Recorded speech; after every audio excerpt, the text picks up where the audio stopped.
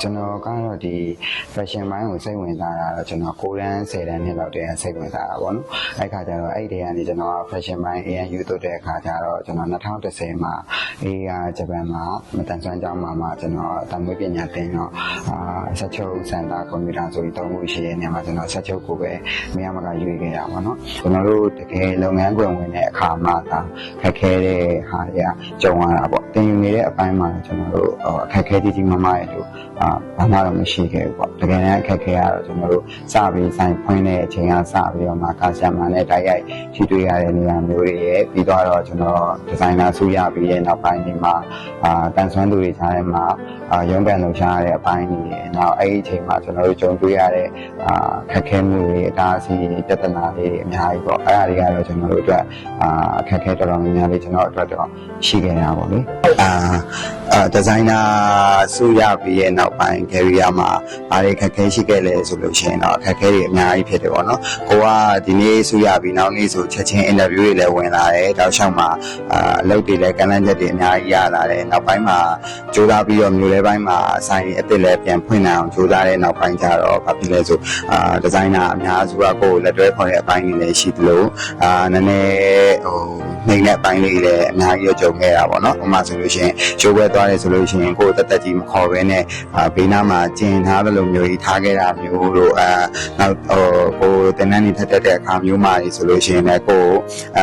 activity ဖြစ်နေတယ်ဆိုတဲ့ဟာမျိုးအတင်းနေလိုက်ပြောတာမျိုးပြီးသွားလို့ရှိရင်ကိုယ်တင်တဲ့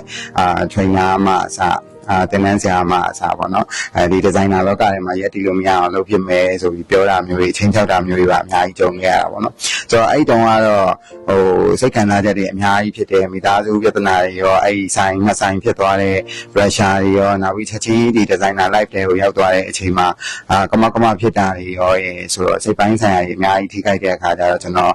depression နှစ်လောက်ဝင်ပြီးတော့မှအရန်ကြီးကိုထိုးကြသွားပါတော့ဆိုတော့နာမည်လေးစရကစားမှာကိုယ်ဘေးနားမှာဘယ်လိုပြောရမလဲအရန်ကြီးလဲကိုယ်ကို control လုပ်ပြီးနိုင်တဲ့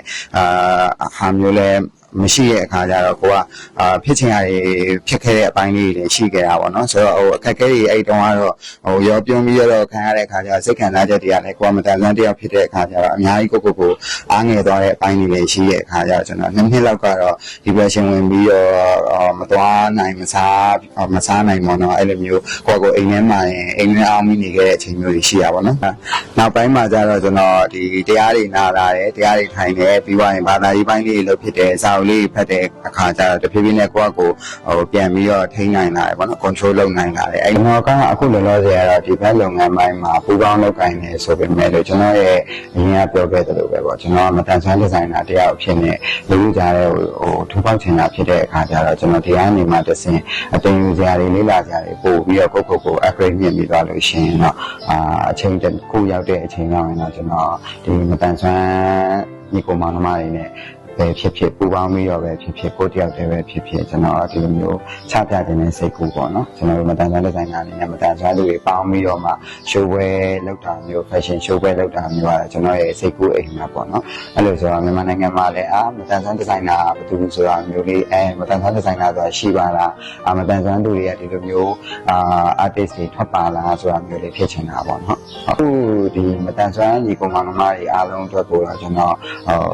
်ရတဲ့နေရာလေးကတော့ရသလောက်တော့ကျွန်တော် supporting နဲ့ပေးခဲ့တာပေါ့နော်အခုလည်းလက်ရှိလည်းကျွန်တော်ဒီအလုပ်ကိုလုပ်တဲ့အချိန်မှာကျွန်တော်အားလုံးကခေါင်းဆောင်နေရာမှာထားတဲ့အခါကျတော့အကုန်လုံးလက်တွဲပေးထားတဲ့အခါကျတော့ကျွန်တော်အနေနဲ့အလုပ်ခေါ်တဲ့အပိုင်းအမှာအစဂျန်ဒါလည်းမရွေးဘူးတန်ဆွမ်းသူမတန်ဆွမ်းသူလည်းမရွေးဘူးကျွန်တော်အလုပ်ခေါ်စာတင်တယ်ပြီးရင်ကိုယ့်ရဲ့မတန်ဆွမ်းကြောင်းမတန်ဆွမ်းသူတွေကိုလည်းတတ်နိုင်သမျှလက်တွဲခေါ်တဲ့အခါကျတော့ကျွန်တော်ဒီမှာဝန်ထမ်းပိုင်းနေရာမှာဆိုလည်းကျွန်တော်တို့မတန်ဆွမ်းညီမလေး2ယောက်ကိုထည့်ပြီးတော့မှပူပေါင်းလုပ်ကိုင်မှုရှိရပေါ့နော်အဲ့လိုဆိုတော့ကျန်တဲ့မတန်ဆွမ်းသူတွေအနေနဲ့လည်းကိုရှိရဲ့အရေးချင်းလေးနဲ့ထိုက်တန်တဲ့နေရာလေးမှာဘယ်နေရာမှာမဆိုဝင်ရောက်ပြီးတော့ကိုယ့်ရဲ့talent တွေကိုချပြလို့ရတယ်ရက်တည်လို့ရတယ်ကိုယ့်ရဲ့ဘဝလမ်းကြောင်းအတွက်ကိုရေတိုမကြည့်ဘဲနဲ့ရေရှည်ကိုကြည့်စေခြင်းနဲ့ကိုယ့်ရဲ့အနာဂတ်အတွက်ကိုကိုယ့်ရဲ့အရေးချင်းကိုအသုံးချပြီးတော့ကိုဘလောက်အထိကိုယ့်ရဲ့ရက်တည်လို့ရတယ်ဆိုရယ်ယုံကြည်ချက်မျိုးရှိစေခြင်းပဲပေါ့နော် ဆိုတော့ကျွန်တော်ဒီဂျင်မာလာဆောတဲ့အခါမှာလည်းကျွန်တော်ရဲ့ daily life အတွက်ကောရေရှည်ကျန်းမာရေးအတွက်ကောပေါ့နော်တခြားသူတွေရဲ့အမြင်မှာလည်းပုံရိပ်ကောင်းလေးရခြင်းပဲပေါ့ဆိုတော့ဒီမှာလာဆိုတဲ့အခါမှာလည်းကျွန်တော်အနေနဲ့disable လည်းဖြစ်တယ်LGBT လည်းဖြစ်တဲ့အခါကျတော့ကျွန်တော်struggle လုပ်ရတဲ့အပိုင်းလေးရောရှိတာပေါ့နော်ဆိုတော့အဓိကကတော့ LGBT ဆိုတာနဲ့အရှိမအစမတရားလေးအများကြီးလည်းရှိခဲ့ကြတဲ့အခါကျ LGBT ဆိုတာနဲ့ကိုပဲဒီနယ်ပယ်တစ်ခုရောက်သွားတယ်ဆိုလို့ရှိရင်သူကဘယ်လိုဆိုတဲ့ဟာမျိုးအခြေအနေတွေကမှအစားကြုံရမျိုးရောရှိတာပေါ့နော်ဆိုတော့ကျွန်တော်ကဒီမှာကတော့အများကြီး communicate မလုပ်ဖြစ်ဘူးကျွန်တော်အနေနဲ့ကျွန်တော်သွားခြင်းနဲ့target ကိုပဲ focus ထားပြီးသွားရဖြစ်တဲ့တော့ကကျွန်တော်ဒီမှာ trainer ဆရာတွေနဲ့ပဲပို့ပြီးတော့ communicate လုပ်ဖြစ်တယ်ပေါ့နော်ဆိုတော့ဒီမှာကတော့ဘာပဲဖြစ်ဖြစ်ကိုစောရတဲ့အပိုင်းမှာလည်းအကောင်လုံးအဆင်ပြေဆရာအနေနဲ့လည်းစေနာပပနဲ့ကိုပြပြီး training ပေးပြီးရဆိုတဲ့အခါကျကျွန်တော်တို့ကအရင်အဆင်ပြေပေါ့နော်ဆိုတော့အဓိကပြောချင်တာကတော့မတန်ဆွမ်းလူတွေကိုလည်းတခြားလူတွေမြင်တဲ့အချိန်မှာလည်းမတန်တော့လဲဆွမ်းနေဆိုတဲ့အတိုင်းပဲကျွန်တော်တို့ပေးကမ်းဆွန်ကျဲရမျိုးတနာကုနာဖြစ်နေရမျိုးအမြင်နဲ့မမြင်ပဲနဲ့ပေါ့နော်ကျွန်တော်တို့တွေဟာဘယ်နေရာမှာမဆိုဆွမ်းဆောင်ရရှိပြီးတော့မှကိုယ့်ရဲ့အရေးချင်းရှိသလားကိုယ်လောက်ကင်နေဆိုရှိသလားကိုလောက်ကင်နိုင်တယ်ဆွမ်းဆောင်နိုင်တယ်ဆိုတာလေးကိုမြင်စေခြင်းနဲ့အများတန်းလို့